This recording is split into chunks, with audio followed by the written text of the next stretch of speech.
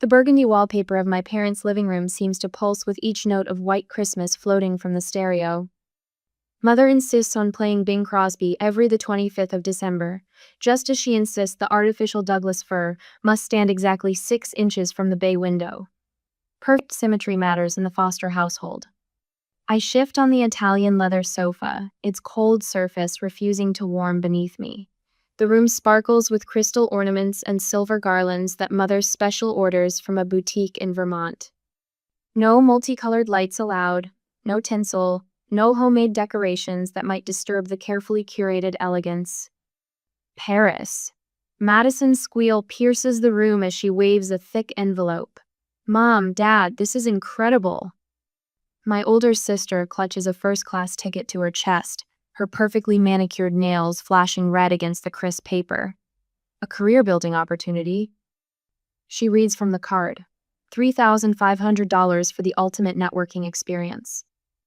Mother beams, her silver hair catching the morning light. We know how hard you've worked this year, darling. You deserve every penny. My hands tremble slightly as I look down at the small package in my lap, wrapped in the same silver paper as Madison's envelope. The box is light, barely weighing anything at all. I carefully pull back the tape, preserving the paper the way Mother taught us. Just tear it, Claire Bear, Madison says with a laugh that sounds like breaking glass. It's not like you'll reuse it. Inside sits a book with a cartoon woman on the cover, clinging to a sparkly wand. The title screams in hot pink letters, How to Be an Adult, a Guide for Late Bloomers. We thought it might help you finally get serious about life, dear. Mother's voice carries that familiar note of disappointment, wrapped in a thin veneer of concern. 32 is rather old to still be playing with children all day. Madison leans over, her designer perfume clouding the air between us. It's just what you need, Claire Bear. Maybe it'll help you find a real career. She pats my knee with the same condescending touch she uses on her daughter Ellie when the girl asks too many questions. Father checks his watch, already angling toward the television where the pregame show flickers silently. The Bills are playing in 20 minutes, he announces to no one in particular. My throat tightens as memories flood in, sharp and clear as icicles. Madison's voice on the phone last spring. It's just a temporary thing, Claire. $3,000, tops. I'll pay you back next month. Then again in summer, another few thousand, you're my sister. That's what family does. And again in fall. Just 2 more thousand, I promise. $9,000. 3 years of temporary loans that Madison never mentions anymore. The endless weekends watching Ellie while Madison networked at spas and wine tastings. The emergency babysitting calls at midnight when her dates ran long. No payment offered, no real thanks given. I worked 2 jobs to pay for my teaching degree, while Madison got checks from our parents. Education is expensive, they said then. We have to prioritize. Your little preschool thing is cute, Mother told me last month at dinner. But when are you going to find a real job? Something with a future? The cocoa in my favorite reindeer mug has gone cold, but I lift it to my lips anyway. The ceramic trembles against my teeth as I force a polite smile. Thank you for thinking of me. Madison's already moved on, showing Father the Paris itinerary he won't remember. Mother adjusts a crystal angel that hasn't moved. The room sparkles with expensive decorations that mean nothing at all. From the corner of my eye, I catch Ellie watching me. My niece sits cross-legged by the tree, her dark eyes serious beneath her bangs. 7 years old and already learning how this family works. Who matters, who doesn't? Who gets Paris, and who gets self-help books with cartoon covers? I set the mug down carefully on a silver coaster, making sure it doesn't leave a ring. Everything in its proper place, everything perfectly arranged. But as I watch the fire catch the crystal ornaments, throwing rainbows across the burgundy walls, something shifts inside my chest. A quiet click, like a key turning in a lock. This is the last Christmas I'll be treated this way. The thought comes soft but certain, settling into my bones with the weight of truth. I don't make a scene. I don't cry or yell or throw the book across the room. Instead, I sip my cold cocoa and smile and wait for Father to turn on his football game. But I know, with a clarity that feels like winter sunlight, that everything is changed. They just don't know it yet. 2 days after the dinner, I was at home, preparing the counterattack.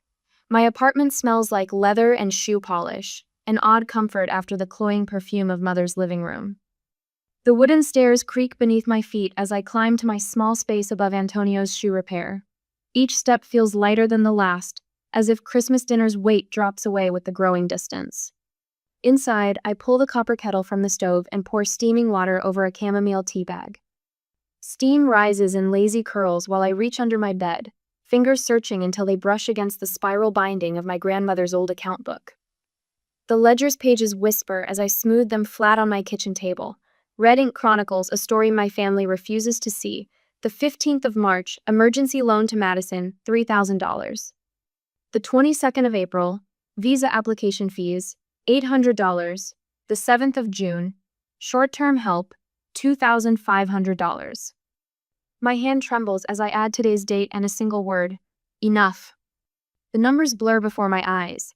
$9,000. 3 years of temporary loans that Madison swore she'd repay.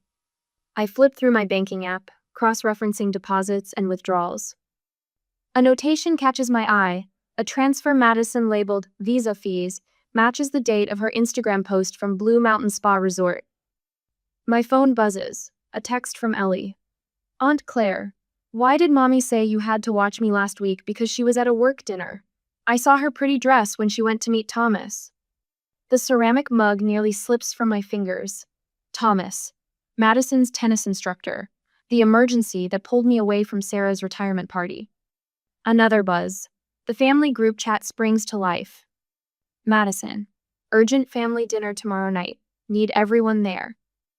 Mother, of course, darling, 6 p.m. sharp. Father, we'll bring the good scotch. Madison, Claire Bear, could use your help with summer tuition. Just $2,800 this time. We can discuss tomorrow. The ledger's pages crackle as my fingers clench. Before I can respond, my phone lights up with Sarah's call. Don't you dare reply yet, she says instead of hello. Meet me at Common Grounds in 20 minutes. I grab my keys and leave the apartment. 20 minutes later, the coffee shop's warmth wraps around me like a blanket as Sarah slides a steaming latte across the table. Her silver hair catches the afternoon light, reminding me of winter mornings in my classroom when the sun hits the craft glitter just right. Your sister's about as subtle as a marching band, Sarah says, stirring her Americano. Robert told me about the Christmas book. That family of yours. She shakes her head. Did I ever tell you about how boundaries saved his life? I lean forward as Sarah shares Robert's story of breaking free from toxic family patterns. My colleague's journey from family scapegoat to respected art teacher rings familiar bells in my chest. The bell above the door chimes and Mrs. Bedford, my landlord, waves as she collects her regular order. She pauses at our table. Claire, dear, I've been meaning to talk to you. That weekend craft class you did for my granddaughter was wonderful. Would you consider a regular arrangement? Maybe trade some rent reduction for teaching? Before I can answer, a harried-looking woman approaches, juggling a coffee and a bright purple folder. Miss Foster? I'm Jessica, Lily's mom from your preschool class. I heard through the grapevine that Enchanted Events is closing down. They were supposed to handle Lily's birthday next month. I just replied that I will check everything first and then call her again. I thanked Sarah and went home. An hour later, after I came home, my phone buzzed again. Madison's name flashes on the screen, but I silence it. Instead, I pull up my email and begin typing. Dear Madison, I've attached a complete record of the $9,000 in loans provided over the last 3 years. I care about you deeply, but I can no longer offer financial support without a formal repayment plan. The words flow easier than I expected. I outline clear babysitting boundaries next, specific hours, standard rates, no last-minute emergencies unless there's genuine crisis. My hands steady as I type, strength flowing from somewhere deep and quiet. A gift bag sits beside my chair, carefully wrapped this morning. Inside, a handmade fairy door for Ellie's room and a note promising special aunt-niece craft days. She won't be caught in this mess. My laptop screen glows as I research local business license requirements. The city's small business development page bookmarks easily enough. A template for a business plan waits in my downloads folder. The first text arrives before I finish my latte. Madison's words splash across my screen in all caps. How dare you demand money from family? And in that way, tomorrow's dinner reservation was completely canceled. Mother's voicemail follows, her voice trembling with practiced tears. Claire Elizabeth, I cannot believe you would turn your back on your sister like this. After everything we've done for you. Father's email lands in my inbox with his usual corporate efficiency. Your behavior will cause permanent damage to your standing in this family. Consider carefully before continuing down this path. My finger hovers over their contact information. 2 quick taps, and their numbers vanish behind a 48-hour block. The screen dims to black, reflecting my face. My chin lifts slightly, shoulders squaring. Outside, snow begins to fall, dusting the winter bare trees with possibilities. My phone stays silent on my table, but my heart beats steady and strong, like footsteps walking away from a door that no longer leads home. A whole month passes with these push and pull awkward messages and avoidance. However, on Tuesday morning, the click of Madison's heels against the preschool linoleum sends tiny earthquakes through my stomach. She stands in my classroom doorway, perfect posture and pressed pantsuit, while 3 mothers hover near the cubbies pretending not to listen. Claire, this behavior has to stop. Madison's voice carries across the room like a dinner party announcement. Mom and Dad are worried sick about you. I continue arranging craft supplies for the afternoon session, counting out glue sticks with steady hands. 1, 2, 3. The ritual of preparation anchors me as Madison's words float past. Did you hear me? She steps closer, wafting expensive perfume through my careful world of washable paint and construction paper. Mom called your principal about your instability. My fingers pause on the 4th glue stick. 5, 6. And Daddy talked to Mrs. Bedford about your suspicious activities. Madison lowers her voice to a stage whisper that probably carries to the parking lot. All those supplies being delivered? The late night noise? Sarah appears in the doorway behind Madison, art smock already spattered with the day's first painting disaster. Her eyes meet mine with quiet concern. I have a business license, I say, my voice surprising me with its calm. Mrs. Bedford helped me file the paperwork last month. Madison blinks, her perfect lipstick twisting. A business? You mean those little fairy parties you're planning? That's not a real. I have excellent references. I open my teaching portfolio, sliding out the principal's latest evaluation. Outstanding marks in creativity, classroom management, parent communication. Would you like to see my credentials? This isn't about your job. Madison's voice rises half an octave. This is about family loyalty, about watching your own niece while I network with. I'd love to have Ellie visit during business hours. I pull out one of my new business cards, designed with watercolor wings and silver edging. My rates are very reasonable for regular clients. Rates? Madison snatches the card, crumpling its corner. You'd charge your own sister? After everything we've done for? The fairy workshop is beautiful. Mrs. Chen steps forward from the cubbies, ending her pretense of not listening. My Katie hasn't stopped talking about her birthday party since she saw the photos. Is next Saturday still available, Claire? I smile, retrieving my appointment book. The morning slot just opened up. Perfect. Mrs. Chen pulls out her checkbook. Katie wants the full princess package with the bubble machine. Madison's face flushes as Mrs. Chen writes the deposit check. 2 more mothers drift over, phones already out to check their calendars.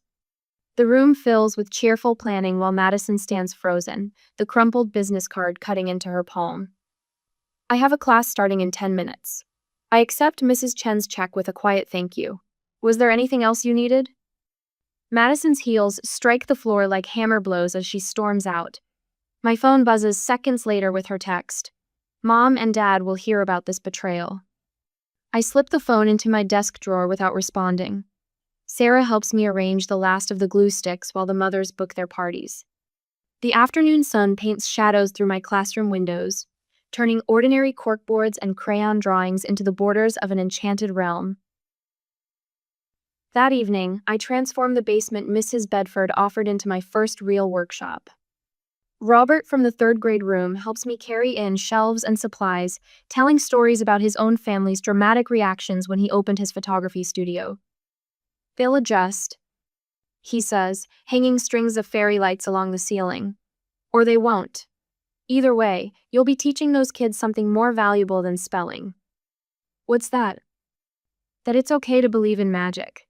He plugs in the lights, creating constellations across the concrete walls.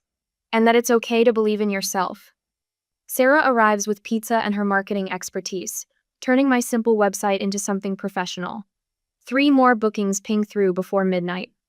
I store my first business check in a new accordion file labeled with today's date. My phone fills with family messages I don't read. Instead, I focus on crafting perfect fairy wings from iridescent fabric and strong wire that will survive countless games of make-believe. Each pair takes an hour to complete, but the work fills me with a peace I haven't felt in years.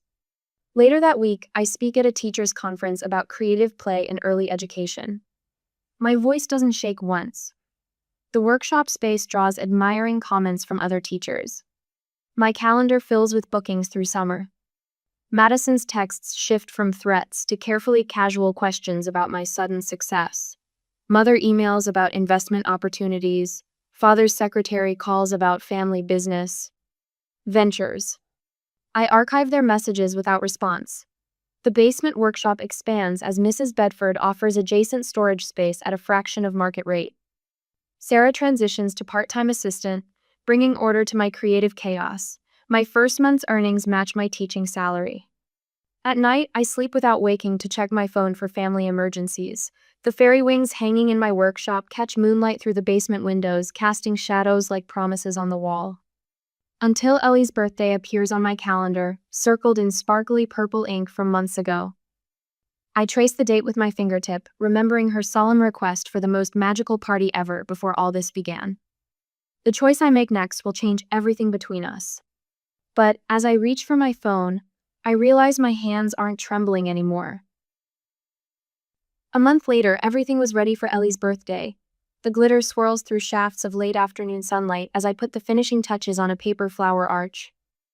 My fingers brush the delicate petals, each one hand painted in watercolor shades of pink and violet. The basement workshop smells of fresh paint and possibility. "Perfect," I whisper, stepping back to survey my handiwork. Twinkling lights weave between gauzy fabric panels draped from the ceiling. Handcrafted toadstools dot the floor, their spots gleaming with metallic paint. A reading nook nestles beneath fabric branches, stuffed with velvet pillows and worn copies of fairy tales. The invitation sits on my workbench, addressed in careful calligraphy. "Princess Ellie, your presence is requested at a special fairy aunt adventure." 2 smaller envelopes beside it bear the names of her closest friends from preschool. Their mothers had been surprisingly eager when I called, especially after I mentioned professional liability insurance. My phone buzzes. Madison's name flashes on the screen, followed by a burst of texts. "What is this party invitation Ellie found in her backpack? You can't just plan things without asking me. She's crying because I said no. You're undermining my authority? Call me now." I set the phone face down on the bench, my hand steady. 3 years ago, when I started this small business and no one believed in me, those messages would have sent me scrambling to apologize. Now they roll past like autumn leaves in a stream. The phone rings. Mother's number. "Claire, dear." Her voice drips honey over thorns. Madison's quite upset. You know how these elaborate gestures look, as if you're trying to buy Ellie's affection. "It's a party, Mother, nothing more. Your father mentioned something about tenant regulations, special permits for children's events." "Already handled." I trace the edge of my business license, framed and hanging beside the door. "Would you like the permit numbers?" Silence stretches between us like pulled taffy. Then, "Madison says she'll bring Ellie. She'll stay to supervise, of course." "Of course," I smile, knowing she can hear it. "I've got plenty of fairy wings for grown-ups too." The day arrives in a burst of giggles and gasps. Ellie freezes in the doorway, her eyes wide as saucers. "Aunt Claire," she breathes, "it's real magic." Madison hovers behind her, lips pressed thin. Her designer blazer looks stiff and strange among the sparkles and soft fabrics. Well, it's creative. Ellie's friends tumble in, their mothers lingering to snap photos. This is incredible. One whispers, slipping me her business card. My older daughter's birthday is next month. Do you have any openings? We paint fairy faces with shimmering colors. I teach them to make wands, weaving ribbons and bells around twigs collected from the park. Madison watches from a corner, her phone forgotten in her lap, something shifting behind her eyes. Again, Ellie shouts as I sprinkle fairy dust over their outstretched hands. Please, Aunt Claire, just one more time. The photos appear on local parents' social media before the glitter settles. Magical afternoon with Miss Claire. Best party ever. Finally, someone who understands what children need. Madison's comment appears beneath them. So proud of my creative sister. The words sit strange and shiny, like new pennies. She follows with a private message. The PTA is planning a spring carnival. Would you if you're not too busy. Mother's email arrives that evening, formal as a wedding invitation. Sunday dinner. Your father and I think it's time to discuss some family business opportunities. I read it twice, searching for the familiar undertone of manipulation. It's there, faint as a watermark, but something else threads through her words, something that sounds almost like respect. The basement holds its magic in the quiet after everyone leaves. A forgotten wand sparkles on a toadstool. A half-empty cup of fairy punch catches the last light through the window. I pick up Ellie's thank you note, covered in wobbly hearts.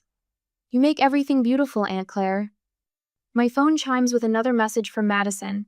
I almost ignore it, but something makes me look. I'm sorry, it says. Just that. No excuses, no demands. I'm sorry. I sit in my reading nook, surrounded by the world I've created. The old fears whisper. They'll try to take control. They'll twist this into another way to use you. They'll never really change. But maybe, just maybe, they're learning. Maybe watching their carefully ordered world crumble under fairy dust has shaken something loose. Maybe there's magic enough here to transform more than just an old basement. I pick up my phone and type, Sunday dinner sounds nice, I'll bring dessert. After all, I think, sliding the business card into my planner, sometimes the bravest thing isn't walking away. Sometimes it's giving people space to surprise you. On Sunday that week, the mahogany dining table stretched before me like a battlefield. Mother spent 3 hours polishing it this morning. I can smell the lemon oil from where I sit, my portfolio pressed against my ribs like armor. The chandelier throws precise patterns across the lacquered surface, creating shadows that dance whenever someone shifts in their chair. I count the faces around the table. 8 where there should have been 4. Mother, father, Madison, and 5 surprise guests, including the Hendersons who run royal events planning. Their matching coral blazers flash like warning signs. More wine, Claire? Mother lifts the crystal decanter. Her silver bracelet catches the light, sending Morse code signals across the wall. Danger, danger, danger. No, thank you. I keep my voice steady, though my stomach churns. The first course sits untouched before me, butternut squash soup garnished with fresh sage from Mother's garden. The spoon remains perfectly aligned with the bowl's rim. Madison leans forward, pearls swinging. I have the most wonderful news, Claire Bear. Her smile stretches wide, showing too many teeth. Remember that charity event I mentioned? For the children's hospital? Well, I told them all about your adorable little parties. They're absolutely thrilled to have you handle everything. The soup ripples as Mother sets down her wine glass too firmly. That's why we invited Tom and Barbara. She nods toward the Hendersons. They've agreed to mentor you, help turn your cute hobby into something legitimate. Father slides a leather folder across the polished wood. We've drawn up the paperwork. 40% ownership split between your mother and me. 30% to Madison for managing the business side, and 30% for you to continue the creative work you enjoy. The children love you, Barbara Henderson adds, her voice dripping honey over steel. But you need professionals to handle the real business decisions. My hands should shake, they don't. 3 years ago, they would have trembled like autumn leaves. But that was before I learned to track every dollar, document every manipulation, build evidence like a wall between me and their expectations. I set my portfolio on the table. The dark blue leather looks stark against the cream tablecloth. Thank you for your concern about my business. The words come out calm, measured. I brought something to share as well. Mother's eyes narrow at my tone. Madison's smile flickers. I open the portfolio, removing a stack of pristine papers. First, the complete record of funds borrowed by Madison over 3 years. $9,000 with dates, amounts, and her promises of repayment. I place it before Father. The documented hours of emergency childcare, calculated at standard rates. This goes to Mother. And finally, my current business financials, client testimonials, and projected growth for the next 2 quarters. The room falls silent except for the tick of Mother's antique clock. I'm already properly licensed and insured. I meet Barbara Henderson's gaze. My liability coverage exceeds industry standards. I have contracts with 3 venues and a waiting list through December. Madison's face flushes. But the charity event? I never agreed to it. I turn to her. You didn't ask. You simply assumed. Like you assumed I'd always be available to watch Ellie, always have money to lend, always put your needs first. Now see here. Father's voice rises as he shoves back from the table. We're trying to help you build something respectable. No. The word rings clear as crystal. You're trying to control something that's already successful without your help. Something that makes you uncomfortable because it proves you were wrong about me. Mother presses her lips into a bloodless line. Claire Elizabeth Foster, you are being extremely ungrateful. I'm being honest. I pull out one final document. These are my terms for future family relationships. No financial entanglements, ever. Scheduled time with Ellie that won't be canceled for your convenience, Madison. Public acknowledgement of my legitimate career and respect for my choices going forward. Madison's eyes fill with tears. Real ones for once. You don't understand. I see how Ellie looks at you, how she talks about your magical parties. I was jealous. My own daughter likes you better than me. No, I soften my voice. Ellie loves you completely. She just wishes you saw her the way I do someone worth showing up for. Mother stares at her untouched soup. The silence stretches like pulled taffy, sweet and dangerous. Father slams his hand on the table. Wine glasses rattle. This isn't about business at all, is it? This is about you trying to embarrass this family, make us look foolish in front of our friends. I stand, smoothing my skirt. The house key burns in my pocket, the one Mother gave me when I turned 16, telling me it meant I was finally grown up. I place it gently beside my soup spoon. You're right, it's not about business. I gather my portfolio. It's about choosing to believe in myself as much as my 4-year-old students believe in fairy magic. It's about finally understanding that love shouldn't require me to be smaller than I am. The chandelier light catches Mother's tears, turning them to diamonds. Madison's shoulders shake. Father's face darkens like a thundercloud. But for the first time in 32 years, their reactions don't reach inside me and rearrange my organs. I walk to the door, my heels clicking against the hardwood. The sound echoes like applause, like permission, like freedom. Behind me, someone whispers my name. I don't turn around. Sometimes loving yourself means walking away, even when other people are crying. Sometimes growing up means leaving your key on the table and your family behind, knowing that if they ever truly want to find you, they'll have to meet you as an equal first. The door closes behind me with a quiet click. In the driveway, crickets sing their evening chorus. A warm breeze carries the scent of Mother's roses, the ones I helped her plant when I was 12, believing that creating beautiful things together meant she saw the beauty in me. I start my car, back out of the driveway, and point myself toward home. Not the home they wanted me to have, but the one I built for myself, full of glitter and finger paintings and the magnificent chaos of being exactly who I am. And 3 years later, these paintings will be completed. 3 years later, the morning sunlight streams through the tall windows of my new studio, catching specks of glitter that float like fairy dust in the air. A rainbow of organza wings lines the far wall, each pair handcrafted for upcoming parties. Sarah arranges supplies while Jenny, my newest assistant, sorts through a stack of booking requests. We're completely full through September, Jenny announces, her pencil tapping against the scheduling book. Should I start a waiting list? My fingers trace the edge of a silver-tipped wing as warmth spreads through my chest. 3 years ago, I sat in my parents' pristine living room, clutching a cartoon self-help book. Now my business employs 3 people, and the only glitter on my hands is the kind I choose to wear. The wall behind my desk blooms with thank you notes. Dear Miss Claire, thank you for making me feel like a real fairy princess. You helped Sophia believe in magic again. Each card represents a child whose imagination found safe harbor here. My phone buzzes. A text from Madison. Ellie hopes you'll still come to her school art fair tomorrow, no pressure. The absence of manipulation in her words still surprises me. Our relationship changed slowly, like ice melting in spring. First came the anger, then the awkward silence. But after I held firm to my boundaries, something shifted.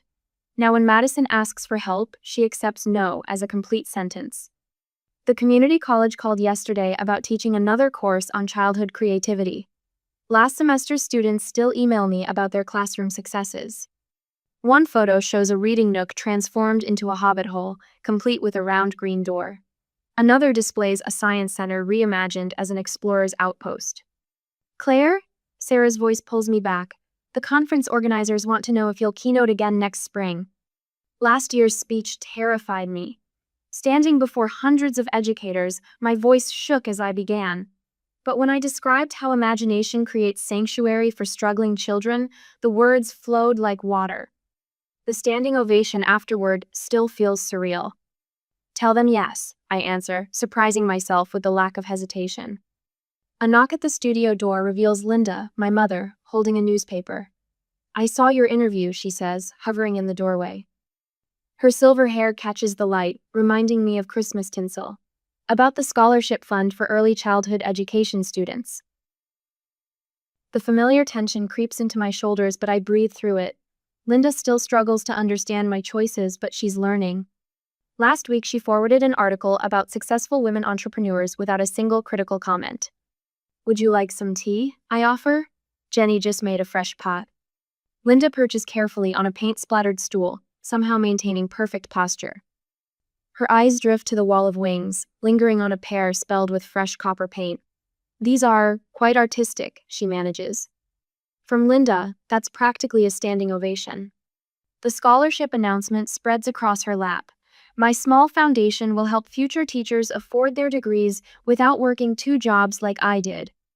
The photos show my workshop during last weekend's mentoring session, where Amy, a young woman leaving her controlling family, learned to write business plans between crafting sessions. You've built something remarkable, Linda says softly, surprising us both.